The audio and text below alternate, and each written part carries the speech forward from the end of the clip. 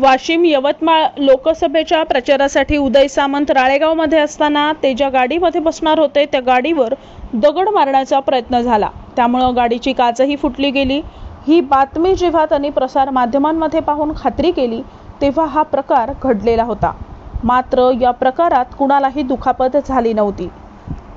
उदय सामंत सुद्धा या गाडीत नसल्याने ते सुखरूप आहेत। हा अनुभव त्यांना नवीन नसून पुण्यामध्येही अशाच प्रकारचा हल्ला त्यांच्यावर याआधी झाला होता। परंतु हा हल्ला कशासाठी काय उद्देशाने झाला, कुणी दगड मारला हे अद्याप कळालेलं नाही। पाहूया या संदर्भात काय म्हणालेत उदय सामंत।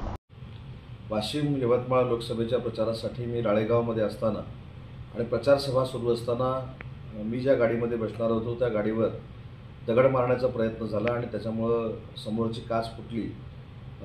ही बातमी मी प्रसारमाध्यमातून बघितली आणि मी स्वतः ज्यावेळी खात्री केली त्यावेळी तो प्रकार घडलेला होता।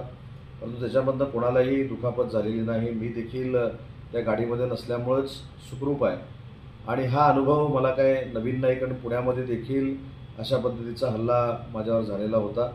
परंतु हा कुठच्या उद्देशाने केला होता, काय होता याची मला अजिबात कल्पना नाही। कोणी दगड मारला हे देखील त्या गाडीतल्या ड्रायव्हरला कळलेलं नाही। तरीसुद्धा पोलिसांमध्ये नोंद व्हावी यासाठी ड्रायव्हरला मी पोलीस स्टेशनला पाठवलेलं आहे। त्याच्यावर तो नोंद करेल आणि याच्याबाबत पोलीस सविस्तर तपास करतील आणि सविस्तर तपासानंतर नक्की काय घडलं याचा खुलासा पोलीसच करतील।